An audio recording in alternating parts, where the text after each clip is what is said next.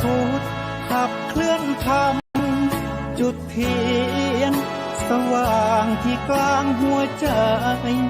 สังคมจะร่มเย็นได้ศีลธรรมในใจต้องมีเบญจศีลว่ายังไงไหนลองท่องมา ข้อหนึ่งห้ามฆ่าสัตว์ข้อสองห้ามลักทรัพย์ข้อสามห้ามประพฤติผิดในกามข้อสี่ห้ามพูดเท็จข้อห้าห้ามดื่มสุราแล้วเบญจะทำทั้งห้าว่าอย่างไรนายบอกชัดๆอีกที ข้อหนึ่งเมตตากรุณาข้อสองสัมมาอาชีพข้อสามกามสังวรข้อสี่ต้องมีสัจจะข้อห้าสติสัมปชัญญะศีลห้าข้อทำห้าข้อทำใจทำได้สักข้อหรือยังมีศีลสุขล้ำมีธรรมสุขใจวอนพี่น้องไทยช่วยกันใส่ใจจริงจังยุคสมัยสื่อออนไลน์ทั้งโทรโจมตีใจเราทุกทางมีศีลมีธรรมเคียงข้างชีวิตพบทางสุขใจ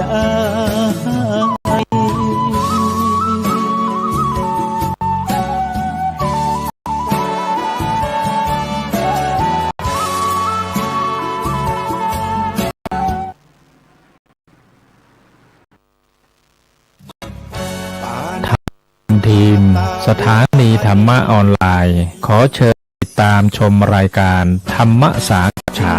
สนทนาธรรมตามการคุยทุกเรื่องทุกประเด็นเติมธรรมะให้หัวใจเติมอาหารใจเติมพลังใจให้ตนเองเป็นประจำทุกวันเวลา 20 นาฬิกาเป็นต้นไปโปรดกดปุ่มติดตามและกด Subscribe เมื่อทำเป็นทีมมาเราจะได้พบกันเพื่อรับฟังสาระธรรมข้อคิดดีๆมากมายรับบุญง่ายๆด้วยการกดแชร์เผยแพร่เป็นธรรมทานสัพพะทานังธรรมทานังชินาติการให้ธรรมะย่อมชนะการให้ทั้งปวง1 แชร์ 1 บุญมีค่าเท่ากับเผยแผ่ธรรมะให้กว้างไกลแชร์ไปมากยิ่งได้บุญมากเป็นการเปิดโอกาสให้คนได้รับฟังธรรมพบปัญญามีความสุขพ้นจากทุกข์ด้วยการฟังธรรมะมาทวงคำมันหมู่บ้านศีลห้าถือเป็นพันธะศีลธรรมนำสุขทุกสมัยเราเป็นไทยเพราะมีธรรมจำชาติหากไร้ศีลสิ้นธรรมอำนาจประเทศชาติจะอยู่ได้อย่างไรกันขอกราบขอธรรมสวัสดีกับบรรดาท่านผู้ฟังแล้วก็ท่านผู้ชมทุกท่านที่กำลังติดตามรายการสังฆพัฒนาประชาชนบทบาทพระสงฆ์ในยุค New Normal ทางช่องธรรมะเป็นทีมทีวีออนไลน์กลุ่มพระสงฆ์อุบาสกอุบาสิการ่วมกันเผยแผ่ธรรมะออนไลน์ไลฟ์สดทาง Facebook ทาง YouTube และสถานีวิทยุเครือข่ายคลื่นสีขาวชาวประชา8จังหวัดภาคเหนือ FM 104.5 เฮิรตซ์วัดฝายหินจังหวัดเชียงใหม่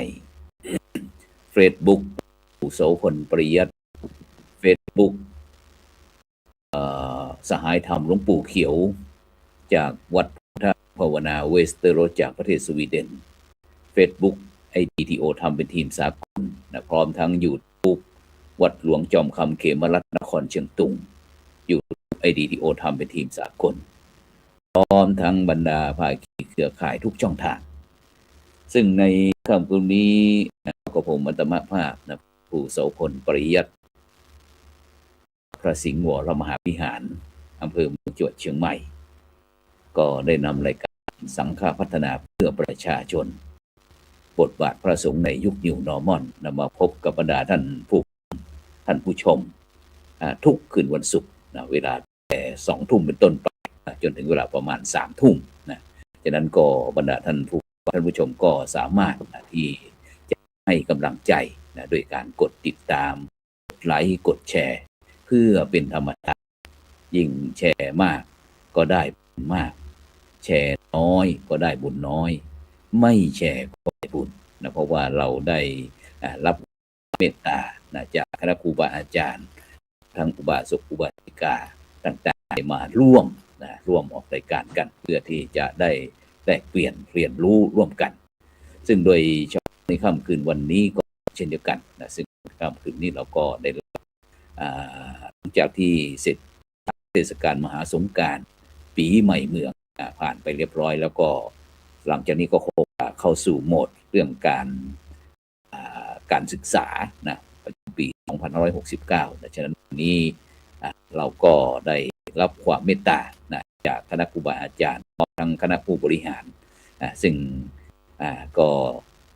ลูกๆจากโรงเรียนบ้านท่าเหนือวิทยาอำเภอแม่อ่อนจังหวัดเชียงใหม่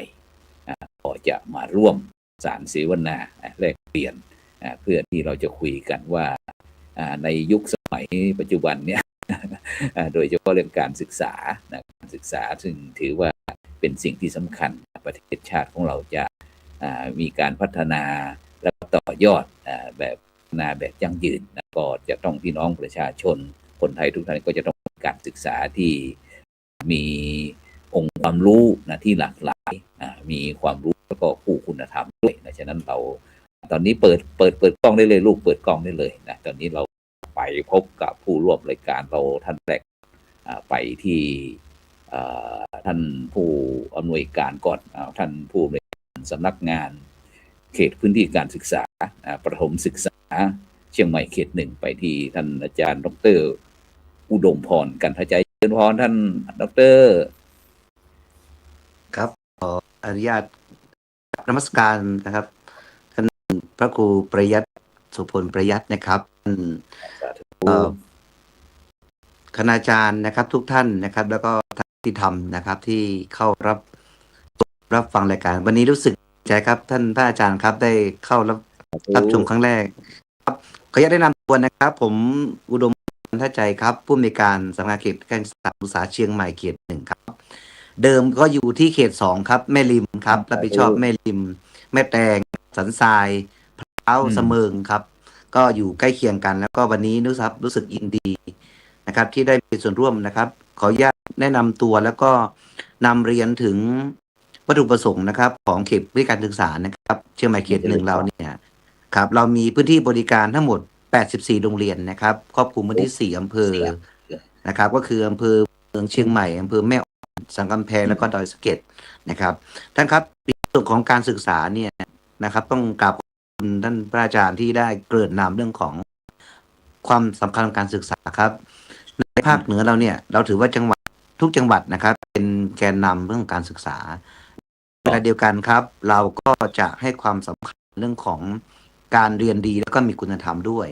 นะครับควบคู่กันไปในส่วนนี้ครับเราจะมีการขับเคลื่อนนะครับที่เกี่ยวข้องกับสถานศึกษาเนี่ยก็คือโครงการโรงเรียนคุณธรรมนะครับโรงเรียนคุณธรรมซึ่งเกี่ยวข้องโดยตรงแล้วก็โรงเรียนในโครงการพุทธศาสนาครับดังนี้แล้วก็มีการเข้าประกวดแล้วก็เรามีการกำหนดเป้าหมายนะครับเรื่องของการส่งเสริมนะครับคุณธรรมนักเรียนนะครับเราจะมีการขับเคลื่อนการเรียนพระพุทธศาสนาวันอาทิตย์ครับท่านครับตรงนี้ก็จะเริ่มในเทอม 1นี่แหละครับเดือนพฤษภาคมเป็นต้นทั้ง84โรงเรียนแล้วก็สร้างเครือข่ายกับทุกภาคส่วนนะครับที่จะมาร่วมด้วยช่วยกันนะครับแล้วก็ขอนำเรียนนะครับว่าวันนี้นะครับสัปดาห์ที่แล้วเนี่ยผมประชุมร่วมกับ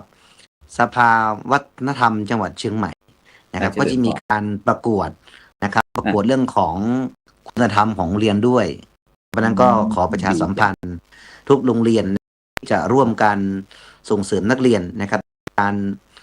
แสดงออกซึ่งความมีธรรมะในจิตใจนะครับ เรื่องของการประพฤติด้วยนะครับ จะมีการประกวด สาธุ เรื่องของการสวดมนต์หมู่นะครับ ท่องสาพัญญะนะครับ นี่เป็นต้นนะครับ แล้วก็นำเรียนว่าวันนี้เชียงใหม่เขต 1นะครับท่านพระอาจารย์ครับทุกท่านครับ พร้อมที่จะขับเคลื่อนแล้วก็เป็นส่วนหนึ่งของการส่งเสริมนะครับ ธรรมะไทยนะครับ แล้วก็ธรรมะออนไซต์ด้วยนะครับท่านครับเอาทั้งออนไลน์ออนไซต์ควบคู่กันไปนะครับ แล้วก็ยินดีที่จะไปพบท่านนะครับ เนื่องจากเพิ่งมารับตำแหน่งใหม่นะครับ ก็จะขออนุญาตเข้าไปกราบท่าน แล้วก็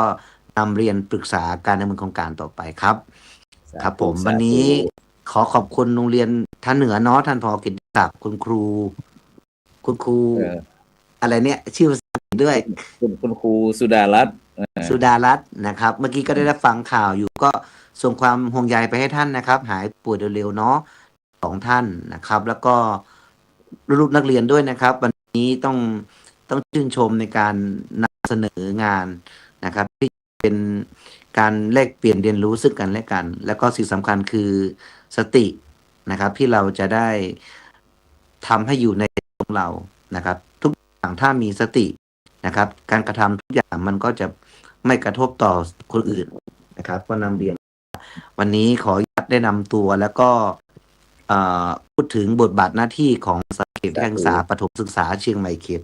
1นะครับ ในเรื่องของการพัฒนาเยาวชนนะครับ แล้วก็ขออนุญาตรับฟังนะครับ รับฟังวันนี้จะรับฟังจนจบรายการนะครับ เพื่อเก็บข้อมูลก่อนนะครับส่วนอื่นขอนำเรียนทีหลังครับ ท่านผอ.เรามีเวลา1 ชั่วโมงเดี๋ยวเราจะมาเจาะลึกนะเจาะลึกทางคุณครูบ้างทางนักเรียนบ้างท่าน ได้ครับ เราก็จะมาเรียนรู้ด้วยกันเนาะดังนั้นเราไปพบกับผู้ร่วมท่านที่ 2เลยไปที่คุณครูเลย ขอบพระคุณครับครับผม ถูไปที่คุณครูสุดารัตน์ใจปัญญาจากโรงเรียนบ้านทานเหนือเจริญพรคุณครู ค่ะนมัสการพระคุณเจ้าค่ะแล้วก็สวัสดีท่านผอ.เขตนะคะแล้วก็คณะผู้ร่วมฟังทุกท่านค่ะนักเรียนด้วยนะคะครูหน่อยค่ะชื่อครูหน่อยรัตน์เจปัญญานะคะสอนวิชาคณิตศาสตร์ค่ะและก็ได้รับให้สอนวิชาทักษะอาชีพของระดับมัธยมค่ะก็จะเป็นเรื่องเกี่ยวกับจุดเด่นของทางเหนือนะคะจะเป็นผืนชาวท้องถิ่นปากายออย่างเงี้ยค่ะก็จะมีเอกลักษณ์ของเขาของพี่น้องกลุ่มชาติพันธุ์เจริญพรค่ะกลุ่มชาติพันธุ์เป็นเรื่องผ้าทอเป็นเรื่อง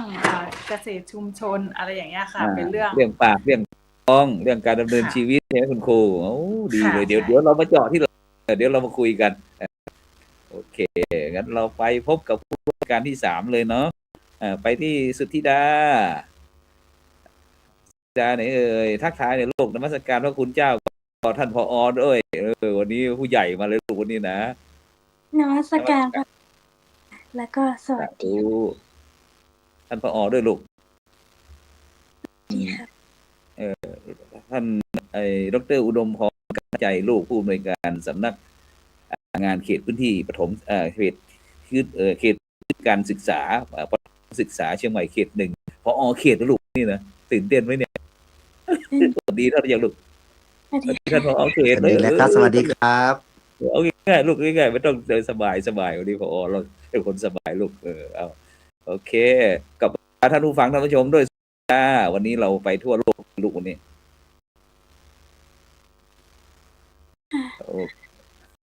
โอเคเดี๋ยวให้สุธิดาหายใจก่อนไปที่ท่านต่อไปเลยไปจิรพรเจริญพรเปิดไมค์ลูกทักทายเลยลูกนมัสการพระคุณเจ้าแล้วก็ท่านผอ.ด้วยผอ.พื้นที่เขตด้วยนมัสการพระคุณเจ้าแล้วก็สวัสดีผอ.เขตแล้วก็คนที่ทุกคนเลยค่ะสวัสดีค่ะสาธุเดี๋ยวดีเลยเดี๋ยวรอท่านดร.กิติศักดิ์กำลังจะมาวันนี้เป็นน้องเล็กแล้วมั่งเนี่ยท่านผอ.เราวันนี้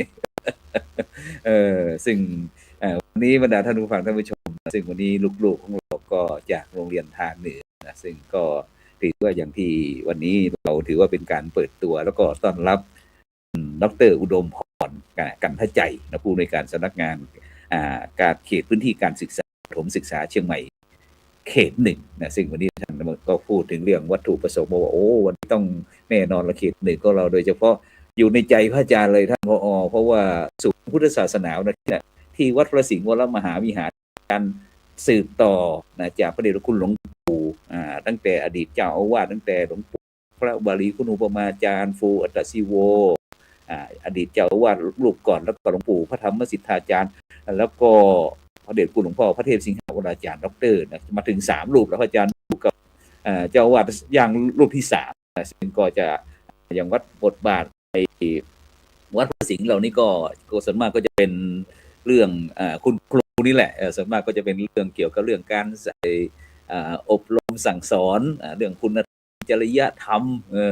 ศูนย์ศึกโดยเฉพาะศูนย์ศาสนาวันอาทิตย์เนี่ยแน่นอนละที่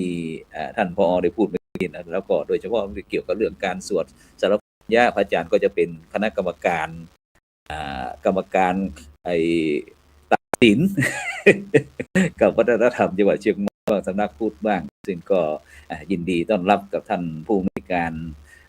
ดร.อุดมพรกันทใจนะที่ย้ายจากประถมการศึกษาเชียงใหม่เขต2มาอยู่เขต1นะซึ่งก็จะดูแลทั้งอำเภอเมือง80-90อำเภอนี่ก็ถือว่าท่านมาถูกทางเลยเพราะว่าวันก่อนก็เจอท่านที่สันทรายงานที่โรงเรียนแม่แก้วน้อยนะถือว่าเป็นผู้บริหารที่โรงเรียนต้องการมากในปัจจุบันเนี่ยเดี๋ยวแป๊บไปหาท่านอาจารย์ดร.กิติศักดิ์แป๊บหนึ่งไปที่ท่านไหนละไหนหายไปไหนละโอ้ย ท่านผอ.เราพยายามจะเข้าอยู่นะฉะนั้นนี่สุธิดากินข้าวแรงกับอะไรลูกกินกับน้ำพริกกะปิค่ะอร่อยไหมอร่อยค่ะ แล้วจิรพรล่ะทานข้าวหรือยังลูกกินข้าวแรงหรือยังได้ยินเสียงเปิดไมค์นิดหนึ่งเปิดไมค์นิดหนึ่ง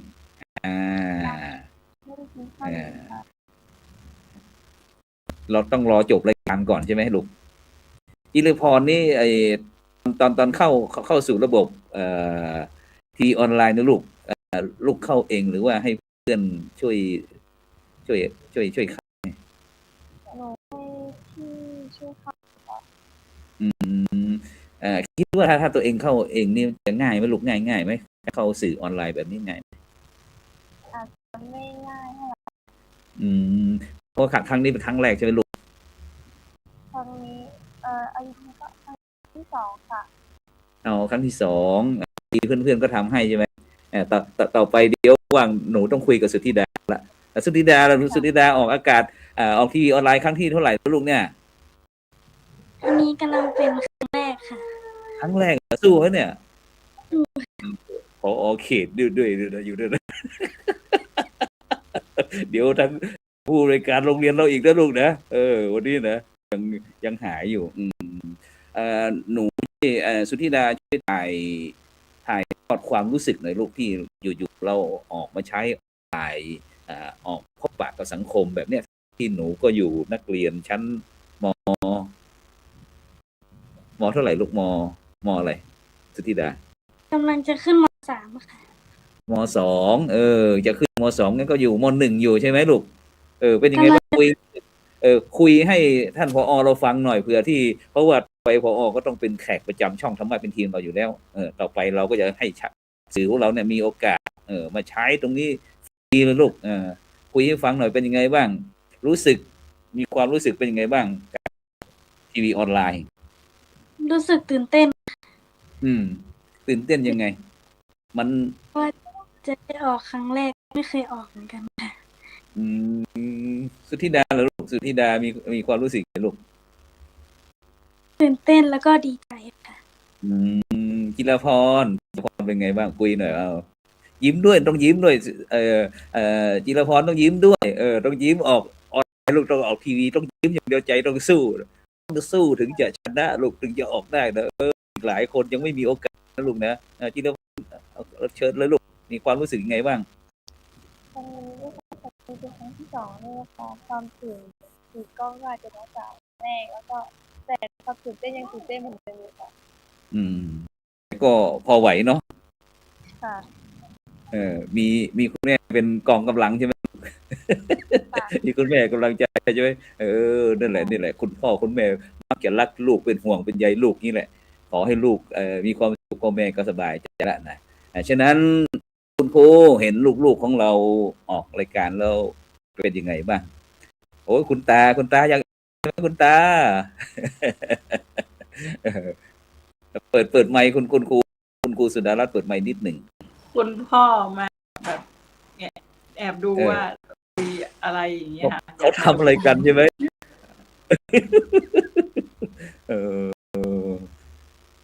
คุณครูสุดารัตน์ล่ะมีความรู้สึกเป็นยังไงบ้างอยู่วันนี้ท่านผอ.เกียรติศักดิ์ให้พวกเราได้มีโอกาสมาร่วมแลกเปลี่ยนที่ช่องธรรมะเป็นทีมของเราเปิดเผยความรู้สึกก็รู้สึกตื่นเต้นนะคะว่าให้เรามาพูดให้เรามาคุยเสวนาจะคุยอะไรอย่างเงี้ยค่ะแต่ว่าพอรู้หัวว่าเป็นเรื่องเกี่ยวกับทักษะอาชีพอย่างเงี้ยก็พอจะพูดได้ตามที่เราทำอยู่อย่างเงี้ยค่ะ เพราะว่าเราทำอยู่แล้วเราก็พูดได้ค่ะจะเอาประเด็นไหนก็สามารถพูดได้อยู่นะคะอย่างไม่มีเราก็ได้กำลังใจจากท่านผอ.ดร.อุดมพรกันเข้าใจแล้วบอกว่าขอให้คุณครูหายไวๆนะเดี๋ยววันนี้เราได้เจอไปพบกับผู้ร่วมรายการท่านดร.กิติศักดิ์ชัยนะผู้อำนวยการโรงเรียนทางเหนือวิทยาอำเภอแม่อ่อนจังหวัดเชียงใหม่เจริญพรเปิดไมค์นิดนึงเสียงหายไปไหนเอ่ยเสียงหายเสียงไม่ได้ยินเสียงท่านเอาไว้ลูกเปิดไมค์ได้ลูกเปิดไมค์ได้เปิดไมค์ไว้ก็ได้ไม่ต้องก็ได้นะเพราะว่าเราอยู่ห่างกันไม่เป็นไรงั้นเดี๋ยวรอให้ท่านดร.กิติศักดิ์ชัยนะได้ไปปรับเรื่องไมค์อะไรแป๊บหนึ่งเดี๋ยวนั้นเราไปที่ครับท่านได้โอเคได้ยินละเจริญพรทักทายกับบรรดาท่านผู้ฟังท่านผู้ชมครับนมัสการพระคุณเจ้าด้วยความเคารพนะครับพระครูโสพลปริยัติด็อกเตอร์ครับในรายการช่องทำเป็นทีมทีวีออนไลน์นะครับสวัสดีท่านดร.อุดมพรกันทใจนะครับท่านผู้อำนวยการสำนักงานเขตพื้นที่การศึกษาประถมศึกษาเชียงใหม่เขต 1นะครับวันนี้ถือว่าเป็นเกียรติอย่างมากเลยนะครับสำหรับเขตพื้นที่การศึกษาเชียงใหม่เขต 1ซึ่งท่านผอ.เขตท่านมารับตำแหน่งใหม่ครับพระคุณเจ้าครับก็เลยเป็นที่เชิญท่านมาร่วมนะฮะเปิดในรายการนี้ด้วยนะครับก็ผู้ฟังผู้ชมก็จะมีโอกาสได้รู้จักนะครับท่านดร.อุดมพรกันทใจท่านเขตท่านใหม่นะครับท่านก็ย้ายจากเขต 2ตลอดจนครูนะครับแล้วก็ลูกๆนักเรียนซึ่งอยู่ภายใต้นะสังกัดสำนักงานเขตของท่านก็จะช่วยกันหนุนเสริมนะครับในเรื่องของการขับเคลื่อนอะไรต่างๆรวมทั้งภารกิจนะครับทางด้านของพระพุทธศาสนาของพระคุณเจ้าด้วยนะครับวันนี้ก็ดีใจเป็นอย่างยิ่งครับที่ได้มาร่วมแลกเปลี่ยนร่วมสนทนาธรรมแล้วก็กิจกรรมเสวนากันวันนี้ครับสาธุเดี๋ยวเมื่อกี้ได้ท่านอาจารย์ดร.พรกันใจท่านผู้อำนวยการงานเขตพื้นที่การศึกษาของเราก็ได้คุยวัตถุประสงค์โอ้ยิ่งเดี๋ยวสักวันหนึ่งเพราะว่าตั้งเป้าไว้แล้วเกี่ยวกับเรื่องศูนย์พุทธศาสนาวันอาทิตย์แล้วก็การเรียนอย่างเงี้ยท่านอาจารย์ดร.ผอ.เขตพื้นที่การศึกษาด้วยว่าอาจารย์ดร.กิติศักดิ์นะเป็นศิษย์เก่าผอ.นะโอ้ครับผมสาธุครับจบธรรมศึกษาเอกนะอาจารย์ดร.เดี๋ยวปีหน้านี่ให้อาจารย์ดร.กิติศักดิ์ชวนท่านผอ.สอบธรรมศึกษาหน่อยเชิญต่อไปที่นี้เราได้สนทนากันพอที่จะสร้างความคุ้นเคยทุกท่านทุกก็สบายเริ่มสบายใจขึ้นนะเพราะแรกๆก็อาจจะมีความพะวงสักนิดหนึ่งพระครูท่านจะ คุยอะไรเราก็จะคุยกันเกี่ยวกับเรื่องสบายของเราเนี่ยโดยเฉพาะช่วงที่ผ่านมาเทศกาลมหาสงกรานต์ปีใหม่เมืองเรานี่แหละก็พวกเราทุกท่านในฐานะที่เป็นคนทางภาคเหนือก็คงจะดีนะเพราะว่าปีหนึ่งก็มีครั้งหนึ่งถือว่าเป็นปีใหม่เมืองของคนเหนือของเราฉะนั้นไปที่จิรพรเทศกาลสงกรานต์ปีใหม่เมืองลูกไปที่ไหนมาบ้างมีความเป็นอย่างไรบ้างคุยให้ฟังหน่อยที่สงกรานต์เนี่ยไม่ได้ไปไหนค่ะก็อยู่บ้านแล้วก็รดน้ำดำหัวผู้ใหญ่แต่บ้านดำหัวผู้ใหญ่ไปดำหัวใครบ้างไปดำหัวผู้ใหญ่ใครพาไปลูกคุณพ่อคุณแม่ค่ะเขาทำยังไงลูกเห็นดิว่าเขาดำหัวผู้ใหญ่นะลูกเขาทำยังไงลูกคุยฟังหน่อยนิดนึงลูกเอาไม้ใกล้ๆปากนิดนึงเอาไม้ใกล้ๆปากนิดนึงผมไม่ค่อยแน่ใจนะเพราะว่าทางแบบว่าข้างล่างทำยังไงแต่ว่าหนูเคยเป็นเผานะคะเขาก็จะเอาน้ำส้มปล่อยจะเดินเทใส่ภาชนะรองรับเขาอะค่ะแล้วเขาก็จะให้พรค่ะให้พรนี่พอจำได้ไหมที่คุณปู่คุณย่าให้พรยังไงลูกว่าให้พรหนูยังไงบ้างคุยฟังหน่อยเขาให้มันยาวว่าค่ะจำไม่ได้เอานิดหนึ่งบอกกระสักนิดหนึ่งก็ดีลูกคุณปู่คุณย่าคุณพ่ออุ้ยว่ายังไงถ้าจำไม่ผิดเขาน่าจะพูด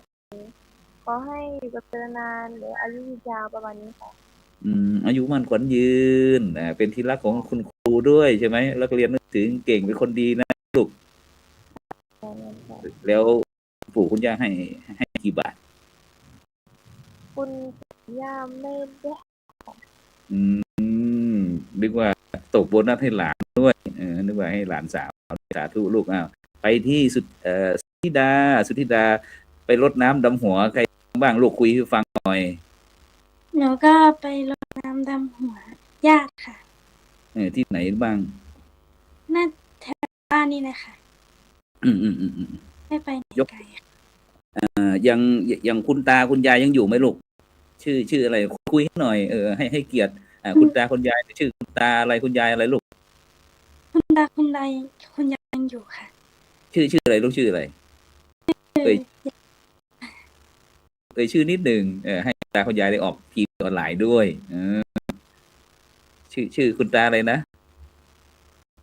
ยายหนูอยู่กับยายค่ะแล้วก็คุณยายอะไรลูกคุณยายอะไรคุณยายเตรียมเตรียมใจดีไหมใจดีค่ะให้กี่บาทปีใหม่ได้500ค่ะโอ้เยอะเลยเยอะตั้ง500จิรพรเห็นไหมจิรพรสุธิดาได้ตั้ง100เนี่ยเนี่ยนะแล้วไปโอเคแล้วก็ไอประเพณีเป็นยังไงบ้างลูกรดน้ำดำหัวที่ของบ้านของสุธิดาคุยให้ฟังลูกเป็นยังไงรดน้ำดำหัวขอพรผู้ใหญ่คล้ายๆของน้องเลยค่ะก็คือเดินไปรดน้ำดำหัวก็คือจะไปค่ะแล้วก็ผู้ใหญ่ก็จะให้พรให้พรถ้าสมมุติว่าถ้าสุธิดาเป็นผู้ใหญ่พอจะให้พรเขาได้สมมุติว่าสุธิดาจะให้พรจิรพรก็แล้วให้พรนิดหนึ่งขอให้น้องเรียนเก่งๆสุขภาพแข็งแรงนะได้เกรด4น่ารักคู่เลยนะแบ่งกันที่สาธุเอาไปที่คุณครูสุดารัตน์ใจปัญญานะซึ่งคุณครูได้คุยนอกหลังจอเมื่อกี้คุยบอกว่าได้อุบัติเหตุมารถยางระเบิดฉะนั้นก็ให้คุณครูได้คุยเกี่ยวกับเรื่องประเพณีสงกรานต์สักนิดหนึ่งโดยเฉพาะพี่น้องสันกำแพงนี่ถือว่าเป็นอำเภอที่เดิมนะจะมีศิลปะวัฒนธรรมจารีตประเพณีเยอะแยะมากมายเลยเจริญพรคุณครูสุดารัตน์ค่ะสำหรับประเพณีสงกรานต์ปีใหม่นะคะก็เจ้าก็จะมีประเพณีรดน้ำดำหัวที่เด็กๆมานะคะก็จะมีเอาของที่เราจะเอาไปดำหัวค่ะก็จะมีอาหารหรือนมหรืออะไรที่บางทีรดน้ำดำหัว คำว่ารดน้ำดำหัวก็จะมีแบบนี่แชมพูมีอะไรอย่างเงี้ยค่ะหมายถึงแบบดำหัวอย่างเงี้ยก็จะแบบหลายคนแล้วแต่แบบบางทีจะเอาอาหารหรือผลไม้หรือข้าวต้มขนมห่อนึ่งอะไรเงี้ยค่ะแต่ประเพณีก็จะแบบจะห่อนึ่งมันก็จะมีแบบวันเตรียมของวันนี้วันเตรียมของอีกวันก็คือเตรียมไปวัดพรุ่งนี้อย่างเงี้ยค่ะอย่างบ้านคนไหนก็จะแบบมีห่อนึ่งมีห่อขนมเทียนก็ช่วยแม่ห่อช่วยอย่างเงี้ยก็จะมีแล้วก็นี่ตัดตุงก็จะมีเอาตุงไปปักที่วัดเนี่ยค่ะตัดตุงเขาเรียกว่าตุงอะไรตุงไส้หมูอะไรอย่างเงี้ยค่ะก็ตัดแล้วก็มีแห่ไม้ค้ำอีกค่ะแห่ไม้ค้ำสลีเนี่ยใช่ค้ำต้นโพต้นสีไม้ค้ำโพค่ะใช่แต่ละบ้านก็จะมีครับประเพณีแห่กันไปมีฟ้อนรำทำเพลงกันไปที่วัดอย่างเงี้ยค่ะก็จะมีหลายวันอยู่ค่ะ15พออีกวันก็วันปากปีเพราะว่าวันปากปีก็จะแกงขนุนอย่างเงี้ยค่ะแต่ละบ้านก็จะมีขนุนจะเพราะว่าแกงขนุนก็จะช่วยให้บุญหนุนนำอันนี้ค่ะก็ประมาณนี้ค่ะคร่าวๆแล้วก็มีลาบด้วยมีลาบกินลาบจะได้มีโชคมีลาบเนี่ยค่ะใช่สาธุไปสาธุไปที่ท่านอาจารย์ดร.เกียรติศักดิ์ชัยนะบ้างนะเป็นยังไงบ้างท่านผอ.การมหาสงกรานต์เนี่ยไปทำกิจที่ไหนบ้างเนี่ยคุยหน่อยครับในส่วนของทางอำเภอแม่อ่อนนะครับท่านก็จะมีการรดน้ำดำหัวท่านในอำเภอครับผมแล้วก็มีรดน้ำดำหัวของเจ้าคณะอำเภอแม่อ่อนนะครับก็จะเป็นกิจกรรมที่พินิจสุภาจารย์ครับหีดตัวนะครับเนาะหีดตัวห้อยแล้วก็ที่สำคัญที่สุดก็อยากจะรณรงค์อุกเมืองนะครับอุกเมืองท่านดร.อุดมพรนี่เปิ่นจากอุกเมืองผมก็มีโอกาสได้ไปร่วมชักเข้าดำหัวนะครับท่านผอ.ตัวซึ่งถือว่าสำนักงานเขตพื้นที่การศึกษาประถมศึกษาเชียงใหม่เขต1นะได้มีกิจกรรมที่ดีครับสืบสานประเพณีในเมืองอย่างท่านเขตเนี่ยเปิ้นนำเลยครับเปิ้นนำอู้กำเมืองนะครับเป็นอู้จ๋าเมืองเพื่อสืบอนุรักษ์ทานอ่อนรุ่นใหม่นสุธิดาเนาะบอกอู้นี่นะเมืองนี่จะสูญหายละนะเพราะฉะนั้นทุกๆวันศุกร์ครับทุกๆวันศุกร์ต้องรณรงค์อู้จ๋ากำเมืองนะครับเนาะสาธุเป็นสิริมงคลสิริสวัสดิ์เนาะตลอดช่วงเทศกาลประเพณีปีใหม่เมืองนี้แล้วก็สืบไปจริงๆน้องนักเรียน2คนนี่ก็ถือว่าเป็นตัวแทนนะครับเนาะวันนี้ได้มีโอกาสดีมาร่วมออกรายการกับพระครูเจ้านะครับพระครูสุพลประยัติแล้วก็มาร่วมออกกับท่านเขตอันนี้ก็ถือว่าบัตรทำบัตรครับน้องๆ2คนนี้ถือว่ามีโอกาสนะครับเนาะแล้วก็ครูอาจารย์ของเรียนไทยเหนือได้มาออกรายการเล่าขานปีใหม่เมืองตัวแล้วก็เขาก็จะพอไว้ว่าการศึกษาเนาะทิศทางมันจะเป็นไปน่าจะได้นะครับก็คงจะได้ร่วมกันตุ่มกันช่วยกันนะครับเพื่อที่จะประสานกำลังจับมือไปด้วยกันครับครับอาจารย์ครับฉะนั้นต้องขออนุญาตบรรดาท่านผู้ฟังท่านผู้ชมด้วยวันนี้เราจะปรับโหมดเข้าสู่ท้องถิ่นแล้วนะเพราะว่าวันนี้ได้ยินท่านอาจารย์ดร.กิตติชัยนะบอกว่าโอ้ยท่านผอ.อนุรักษ์ส่งเสริมเมืองบอกว่าถ้าคนเมืองไม่พูดคนภาษาเมืองแล้วใครจะมาพูดอย่างนี้นะดังนั้นอาจารย์ก็ใจมันสะดุ้งตกใจขนลุกสแตนด์อัพกันฉะนั้นขออนุญาตเข้าสู่โหมดภาษาเมืองนะตึงสุทธิดาแล้วก็ก่อนอู้เมืองได้นะลูกเนาะโอเคงั้นไปที่ท่านผอ.อุดมพรกันเข้าใจก็แล้วกันว่าในช่วงเทศกาลมหาสงกรานต์ปีใหม่นี้เขตพื้นที่การศึกษาประถมศึกษาใหม่เขต1เขาได้มีในการที่จะอนุรักษ์รักษาส่งเสริมจากหีบประเพณีพื้นบ้านล้านนาจะได้ของขอเจริญพรครับขออนุญาตเป็นกรรมหนึ่งนะครับเนาะในส่วนของเขตพื้นที่นะครับก็ได้ส่งเสริมโรงเรียนในสังกัดเนาะครับเรื่องของการสืบสานประเพณีปีใหม่เมืองนะครับแต่งชุดเมืองเข้าวัดนะครับฟังเทศน์ฟังธรรมนะครับแล้วก็ไปดำหัวตะเก้านะครับในเขตเองก็ดำหัวท่านผู้ว่าครับก็หาผ่านไปตะกี้เนี่ยครับวัน2 วันที่ผ่านมานะครับแล้วก็จัดดำหัวนะครับ ปีใหม่เมืองกับท่านผอโรงเรียนกู้โรงเรียนนะครับ ที่สำนักงานเขตกับท่านอาจารย์ครับการสำคัญเนี่ยก็อยากส่งเสริมนะครับ เรื่องของการอู้กับเมืองนะครับเนาะก็แจ้งที่ประชุมผู้บริหารแล้วครับว่าอย่าใดเนี่ยวันศุกร์กับของโรงเรียนเนี่ยท่านผอโรงเรียนคุณครูเนี่ยพากันใส่เสื้อเมืองเนอร์นะครับกับอู้กับเมืองในโรงเรียนนะครับ ผมเองกับในที่ประชุมผอก็เหมือนกันที่ท่านดร.เกียรติศักดิ์อู้กับเมืองนะครับท่านมันเวลามันมองประเดี๋ยวนี้ก็ว่าถ้าเราสารเนี่ยมันก็จะหายไปครับตรงนี้นะครับ ก็เลยนำเสนอวันนี้ว่าเขตหนึ่งนะครับ มีมอตโต้ใหม่นะครับมอตโต้ใหม่ที่จะขับเคลื่อนการศึกษาด้วยกันนอกว่าสืบสานวิถีล้านนาครับ สู่วิถีสากล บนวิถีความพอเพียงครับนี่ครับตั้งมอตโต้ไว้3 กัมนะครับ ที่เอาในเน็ตนี่แหละครับ ผม สืบสานวิถีล้านนา สู่วิถีสากล บนวิถีความพอเพียงครับพระคุณเจ้าครับ ผมกลสู่วิถีความพอเพียงเนาะ บนวิถีความพอเพียงครับผม บุญวิถี บนครับบนครับบนวิถีพอเพียงครับผมครับที่พอเพียงโอ้สุดยอดเลยฉะนั้นก็บรรดาผู้ฟังท่านผู้ชมเดินท่านดร.อุดมพรกาใจเนาะจากผู้อำนวยการสำนักงานเขตพื้นที่การศึกษาประถมศึกษาเชียงใหม่เอาเขต1นะซึ่งวันนี้ก็ย้ายจากเขต2มาอยู่เขต1รู้สึกว่าปีนี้โรงเรียนเขต1ก็น่าจะฟู่ฟ้าเพราะว่าได้ท่านอาจารย์ดร.มาเป็นลัก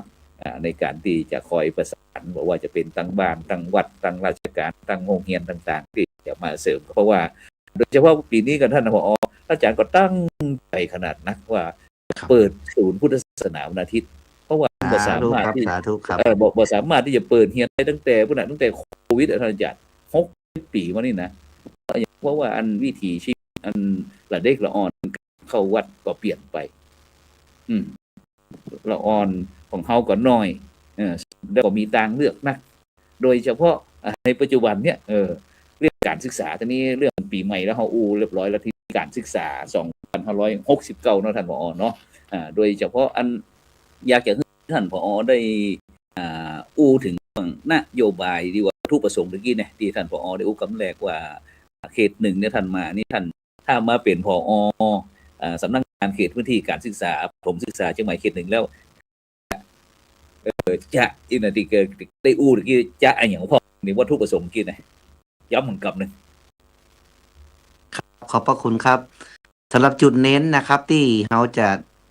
ทำเนาะในเดือนในภาค169นี่นะครับเขต1เชียงใหม่เราเนี้ยก็จะเน้นเรื่องของเรียนดีนะครับเนาะเรียนดีก่อนนะครับโดยมาทีหลังนะแต่ว่าต้องมีคุณธรรมก่อนคำว่ามีคุณธรรมมีอย่างพ่องครับก็คือ1เนี่ยเราจะส่งเสริมเรื่องวิถีพุทธครับเรื่องวิถีพุทธนะครับ2ครับขับเคลื่อนเรื่องของโรงเรียนพุทธศาสนาวันอาทิตย์นี่แหละที่ผมตะกี้เนาะขับเคลื่อนไปนะครับแล้วก็จะส่งเสริมเรื่องของการประกวดนะครับประกวดสารพันยะนะครับสารพันยะครับประกวดจะทำเรื่องบรรดาทายกน้อยครับมัคคานายกน้อยครับที่โรงเรียนกู้โรงเรียนนะครับจะตรงนี้แล้วก็จะส่งเสริมเรื่องปฏิบัติธรรมครับพระอาจารย์ครับดีตึงเขตนะครับตึงเขตเลยแล้วก็ตึงผอโรงเรียนคุณครูแล้วก็นักเรียนตัวครับทุกวันพระครับทุกวันพระเราก็จะแต่งชุดปฏิบัติธรรมเนี่ยครับผมเป็นต้นครับโอ้เป็นในของท่านอาจารย์ดร.กิติศักดิ์ได้ยินท่านผอ.เขต1คนหนุ่มไฟแหงของเราวันนี้โรงเรียนเมตทาเหนือวิทยาเขาจะต้องมีการปรับตัวกับนโยบายนี้ก่อนหรือว่าในปัจจุบันนี้เขาได้ทำอยู่แล้วที่โรงเรียนทาเหนือครับอันนี้ก็เป็นนโยบายที่สำคัญนะครับที่จะใช้คุณธรรมนำความรู้นะครับเนาะผมเองก็ดีใจครับที่ได้ยินท่านดร.อุดมพรกันใจได้ความมุ่งมั่นตั้งใจนะครับที่จะขับเคลื่อนโรงเรียนคุณธรรมซึ่งของเราเนี่ยก็เป็นโรงเรียนในโครงการกองทุนการศึกษาครับดร.อุดมครับในการดูแลของพระท่านองค์ข้ารีซึ่งเปิดก่อเพื่อเน้นนะครับเนาะทางด้านโรงเรียน ผมเชื่อว่าหลายๆโฮงของเรานะครับ หลายๆโฮงของเราในเชียงใหม่หนึ่งเนี่ยที่เป็นไฮคีเนี่ยนะครับไม่ว่าจะเป็นอำเภอสี่เนี่ยมีจุดหลักอยู่แล้วเหมือนพระครูโสพลประยัติได้มีโอกาสไปประชุมนะครับสังกัดแปลงนะครับ แต่ดรจ่อยขยับกล้องนอนถึงกำหนึ่งนอน ครับ กล้อง ครับ กับ ครับผม ผม กล้อง ผม ปีก คิดว่าเป็นกิจกรรมที่เราสามารถสืบสารนะครับ จากต้นทุนเดิมที่เรามีอยู่ครับต่างที่ท่านอุดมพรได้มีกำลังที่ตั้งมั่นเนาะแบบอยาก มีนโยบายที่ชัดเจนเนาะ ชัดเจนครับชัดเจนอยากให้ครับเราก็พร้อมครับ ที่จะจับมือไปด้วยกันผมเองในฐานะที่เป็นผู้นำการศึกษาของเอออนนะครับ ก็จะได้ อาจารย์พร ครับได้ช่วยกระตุ้นก็วันนี้ครับเปิดสนามสอบธรรมศึกษา2 สนามเนาะตำบลก็จะเป็นของวิทยานะทางลุ่มก็จะมีสอบนะครับก็จะให้ละอ่อนหรือเครือข่ายโรงเรียนได้มีโอกาสมาตุยนะครับตลอดจนนโยบายคุณธรรมอย่างต่างๆนะครับซึ่งก็ถือว่าซอฟต์พาวเวอร์ครับที่ทำให้นักเรียนเป็นคนได้อย่างสมบูรณ์นะครับก็พร้อมครับที่จะขับเคลื่อนนโยบาย พร้อมที่จะสนองนโยบายของเขตเต็มที่เนาะ ครับยินดีครับ พระครูโสพลก็พร้อม สาธุ ไปที่ ค คุณ รั ครู บ ไปที่คุณครูก่อนเป็นครูสุดารัตน์ก่อนคุณครูสุดารัตน์ได้ยินตึงท่านผู้อำนวยการเขตพื้นที่การศึกษาเชียงใหม่เขตหนึ่งเฮาแล้วท่านผอเกียรติศักดิ์แล้วแล้วนักใจก็สุดารัตน์เลยแม่ครูเปิดไมค์หน่อยหนึ่งครูสุดารัตน์ได้ยินก่อนได้ยินพระอาจารย์ก่อน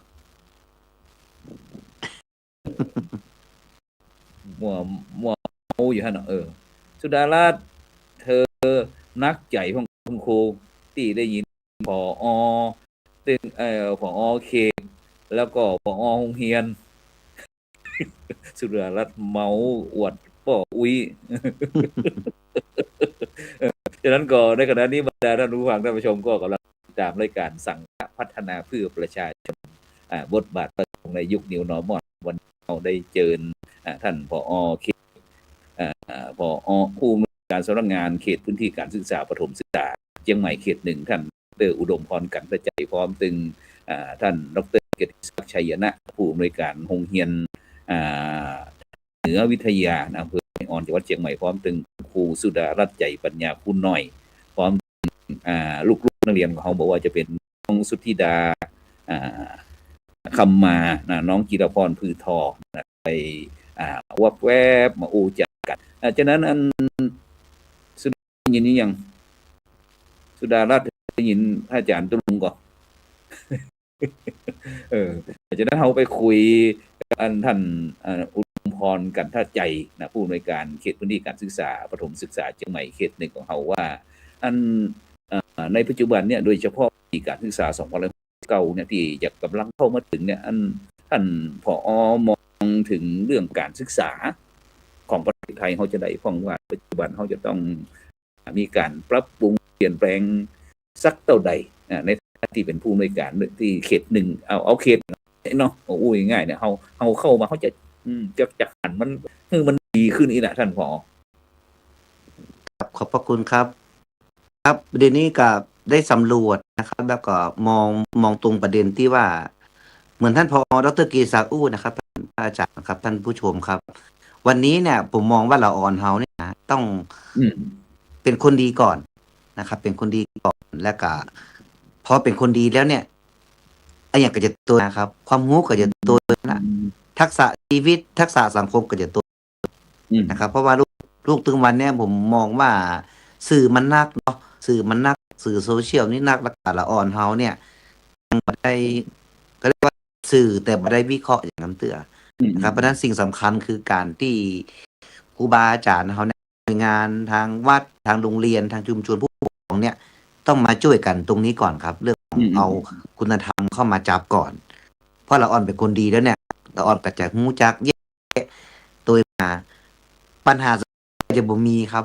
เชียงใหม่หรือกุฏิก็จะเป็นที่ให้อยู่นะครับ มีตัวมาที่เป็นหลักการกว้างๆก่อนนะครับแล้วว่า1ต้องเอาธรรมะเข้ามาในใจก่อนนะครับพอได้ปุ๊บเนี่ยโรงเรียนนะครับเป็นจุดเริ่มต้นเลยนะครับเนาะผู้ค้ำก็จะทราบว่าผู้ปกครองคาดหวังว่าเอาละอ่อนมาเรียนที่โรงเรียนเนี่ยละอ่อนจะถูก ปลูกฝังขัดเกลาเนาะโดยท่านผอโรงเรียนครูเนี่ย